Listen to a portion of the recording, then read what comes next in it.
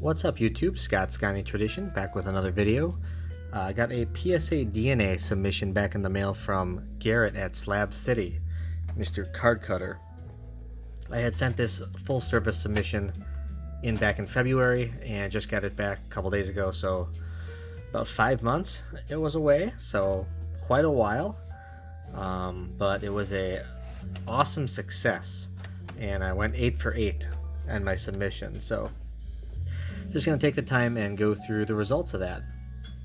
So within the submission, these are all Green Bay Packers cards, and these are all Team Hall of Fame autos, and a lot of these are Pop 1 or Pop 2 type cards that exist, so very excited. Let's go through the modern stuff first. So here's the first one. This is from the 1998 Packers Upper Deck Shopko set. And this is the rookie card of recent inductee into the Team Hall of Fame, Ryan Longwell. So, was a kicker for the Packers for many years in the 90s and 2000s before joining the Vikings for a period after that. But this is a Pop 1 card. Only one certified by PSADNA. So, that one came back good. And from the same set, got the 1998 Upper Deck Shopko Marco Rivera, who was a stalwart on the offensive line in that same time period. And this one is also a Pop 1. Rivera's got a very nice looking autograph too. So happy about that one. So two Pop 1 cards, and you know, these type of cards are cards that are just hard to find, right? Like there's not a lot of Marco Rivera and Ryan Longwell's signed rookie cards out there, and these are two of them, and now they're the only two that are certified. So excited to knock those off the list. The third one, this is also a Pop 1. This one, it surprises me that it's a Pop 1, but it is. It's the 92 Stadium Club Robert Brooks rookie card. Of course, Leroy Butler was the first Packer to jump in the stands, the touchdown celebration, and Robert Brooks did it the most. He did it a whole bunch of times after that, and really popularized it so much that he even made a song called "Jump in the Stands" on a cassette tape that I had in the 90s. So this is a Pop 1 Robert Brooks rookie card autograph from 92 Stadium Club, and of course another member of the Packers Team Hall of Fame. So excited to have that one, knock that one off the list. Still would love to get the 92 Stadium Club Favre autographed at some point, but there are quite a few available. I just one I have not pulled the trigger on yet. Alright, next up, it's one of these tall boys, the 1992 Fleer Game Day Mark Chimera autograph rookie card. And I remember these Game Day cards when they came out, so again, this is just a tough one to find. There's not a lot of these autographed out there. Chimera is a Team Hall of Fame tight end for the Packers from the 90s, and this is a Pop 2 card. So it was 4 for 4 on the modern part of that submission, which is pretty awesome. And now we get into the really good stuff, the stuff that I was elated to get back. So we'll start out with the most notable one first. That would be this one. This is the 52 Bowman Small Bill Houghton rookie card autographed, and this is one of only 7 that have ever been authenticated. So not a ton of these out there. Bill Houghton is a borderline Hall of Famer. He's actually still alive at 95 years old. And when he retired in 1963, he was the all-time leading receiver in yards and receptions. He had just passed Don Hudson's record in 1963. So I really think he should be in the Hall of Fame, but to this point he is not yet. And he still holds several team records for the Packers, including most receptions yards by a rookie with over 1,200. He also has the highest yards in a game for the Packers. He had 257-yard game in 1956 versus the Rams. Was also a multiple-time All-Pro and multi-time Pro Bowler. And he's, along with Don Hudson, is the only other Packers receiver to have more than one 200-yard game. He's got 2 of them in his Packers career. So very cool. And this card is just, it's a really nice eye appeal on that one on the front, and a really nice autograph. This was purchased by me raw from a collector that is in that Slab City group, actually. So sold to me raw, and I took a chance and sent it in, and sure enough, looks beautiful. And I've been looking for this one for a few years, so really happy to knock this one off the list.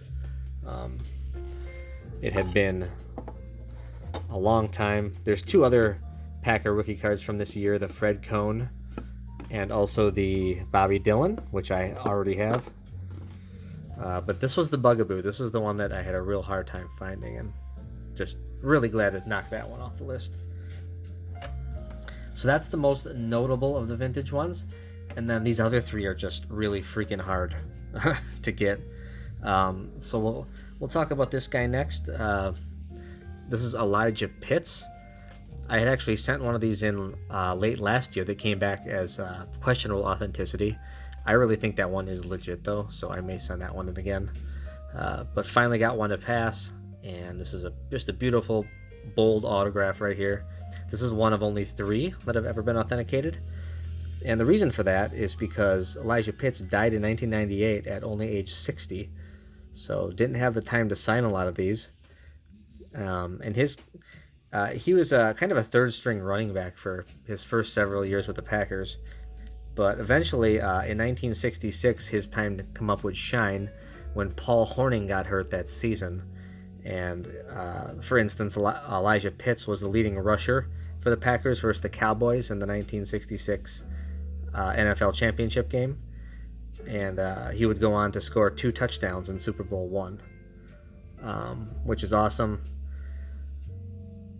In 1967, unfortunately, he would tear his Achilles tendon and didn't do a whole lot after that. So was a backup for many years, got his chance, succeeded really good for 2 years, and just super happy to knock this one out with him passing away at age 60 back in 1998. So real happy to have that one.